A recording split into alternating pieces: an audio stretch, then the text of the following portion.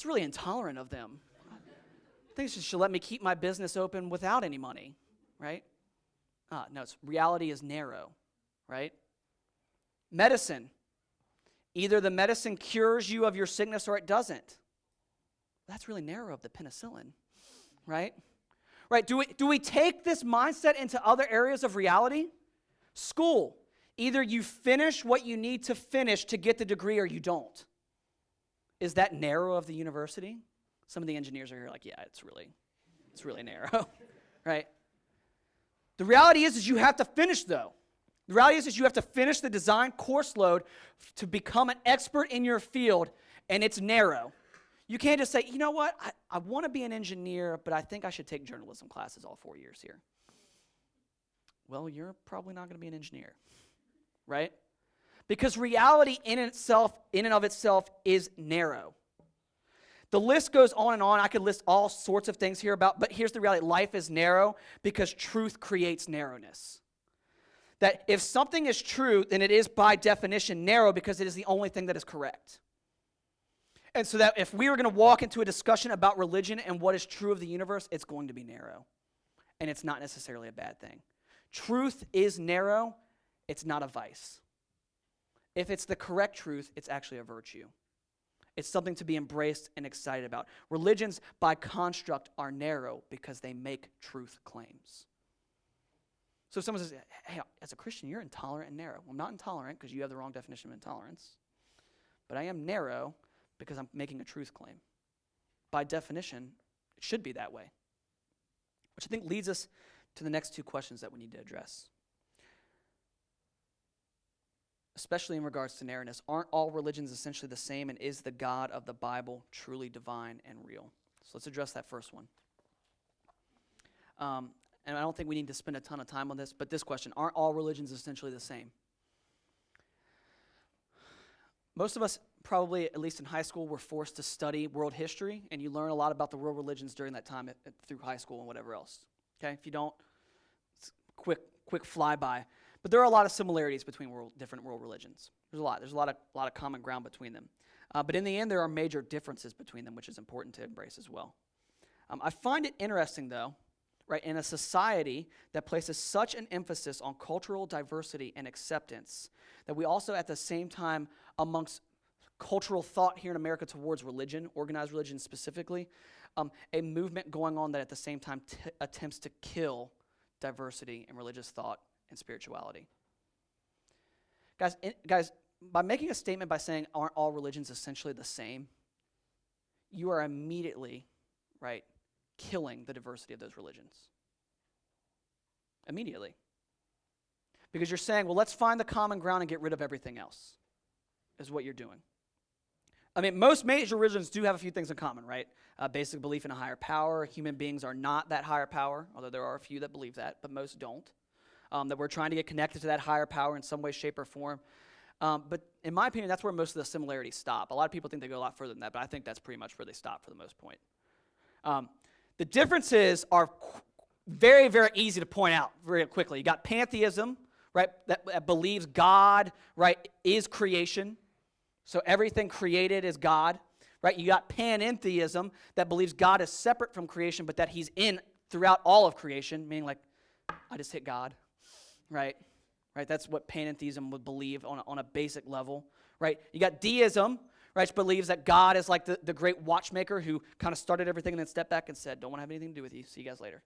Right, is not involved in any way with his creation and what's going on.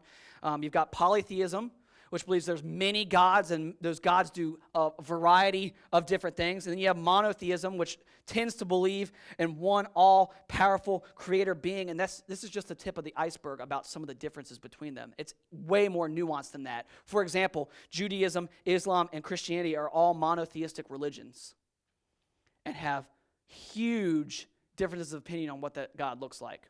Even Christianity, right, which we would say we are part of the Jewish tradition and religion, traditional Christian faith believes in the Trinity, which is a one God and three persons, and most Jewish rabbis would teach you that that is false and not true at all. So even, right, with two faiths that use the same Old Testament still have a major, major difference in the belief of just about who God is, much less who we're supposed to be, right? So to sit there then and make a statement saying, like, imagine this, right?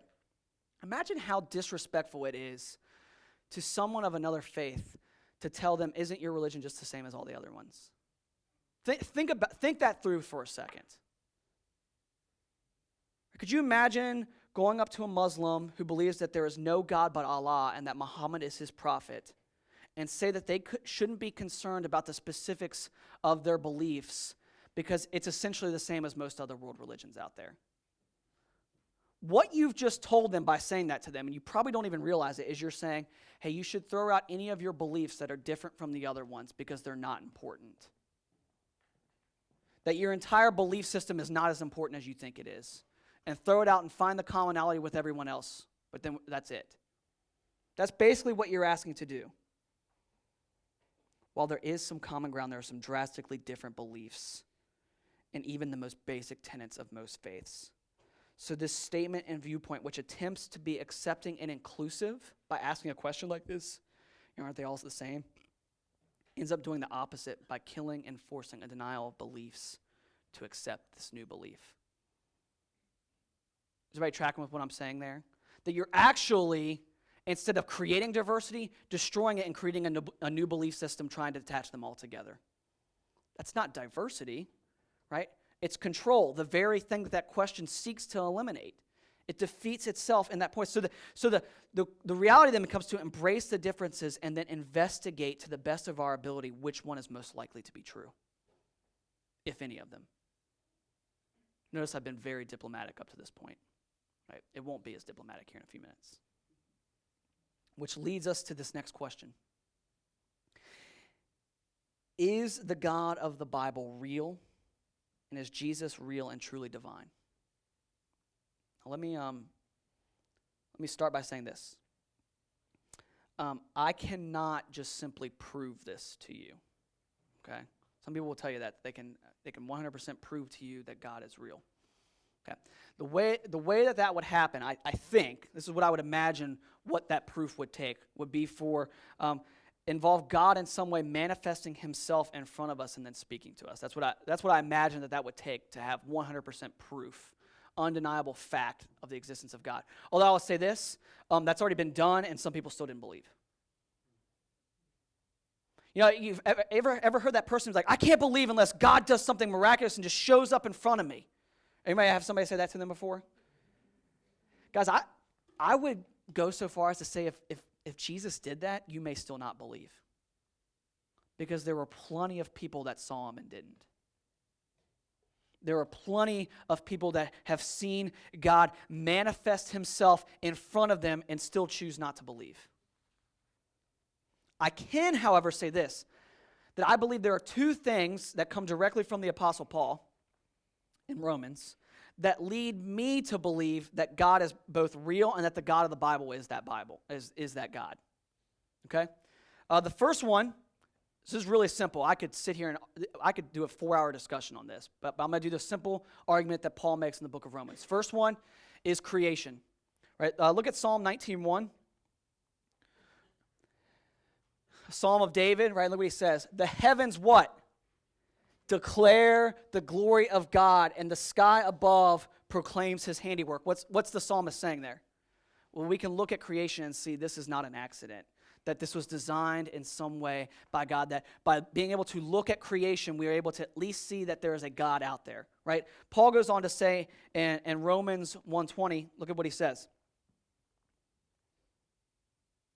For his invisible attributes, meaning God himself, who he is, right? For his invisible attributes, namely his eternal power and divine nature, have been clearly perceived ever since the creation of the world and the things that have been made, so that they are without excuse. Meaning someone makes that argument, like, I don't know who God is. I've never seen him. I don't know what's going on. Paul's response is, you've been able to look at creation, and because you're able to see that, you are without excuse to the fact that God exists, right? So my first argument would be, okay, so in creation, we can see that creation is really complex, that this is designed by God in some way. The second way is the same argument as Paul, our conscience. that human beings are drastically different from every other animal species on the planet, that we have what we call a conscience. All right? Look at what Paul says in Romans chapter 2, verses 13 through 15. For it is not the hearers of the law who are righteous before God, but the doers of the law who will be justified. For when Gentiles who do not have the law by nature, catch that blind? By nature, do what the law requires, they are a law to themselves, even though they do not have the law. Okay, so Paul's here making this argument saying, even if you didn't grow up Jewish, you're still guilty because you have a conscience. You by nature know what right and wrong is. Right? Then look at what he says. They show that the work of the law is what? Written on their hearts, while their conscience also bears witness, and their conflicting thoughts accuse or even excuse them. Meaning, you ever made a decision and thought back after you made that decision, I shouldn't have done that? That's your conscience. Right? How many of you guys are dog people in here? How many of you guys are cat people?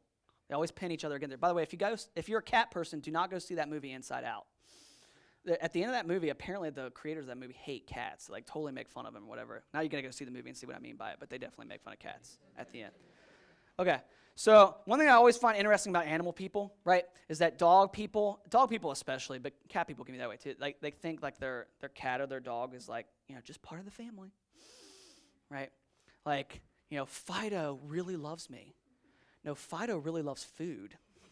And you give Fido food because you've conditioned him, right? Pavlov's dogs, how many of you guys have taken psych, right?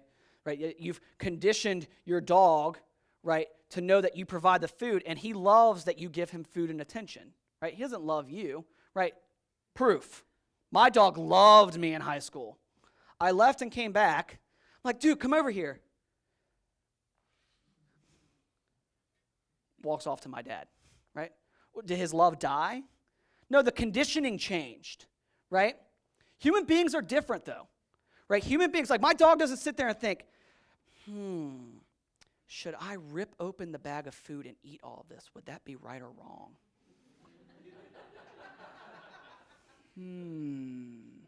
Right? Jackie and I had a puppy and came home one day, and the entire basement was shredded. We lived in Virginia. There are basements there, by the way. For those of you that are Floridians, they're great, right? Sorry, you can move north and figure out what they are, right? The entire basement, there's just like, I don't even know what it was. He got into the toilet paper and shredded every single little square of toilet paper all around the basement. There's poop everywhere. So like walls, him, carpet, stairs, it's everywhere. And all the food is gone, right? And I walk in like, like the stupid dog owner that I am. Why did you do that? Because he's a dog, right? He didn't sit there and think about what the moral implications of what he was doing might entail. He wasn't thinking, man, Kevin's going to have to clean all this up if I do this. Maybe I shouldn't, right? That's what differentiates us so strongly, right, from animals, right, to us, right? That there's this vast difference between us, okay? And it's that conscience that God has placed in us to decide what right and wrong is. And to know what right and wrong is and then choose to either go after it or not go after it. Right? Notice that he doesn't say that choosing right or wrong dictates whether you believe. He just says we know what right and wrong is, and that shows that God has created us. That shows that God exists in the first place. And so while these two things give us a basic argument to come at on the existence of God, I think Jesus' divinity is far easier to prove from the Bible. Here's what I mean by that.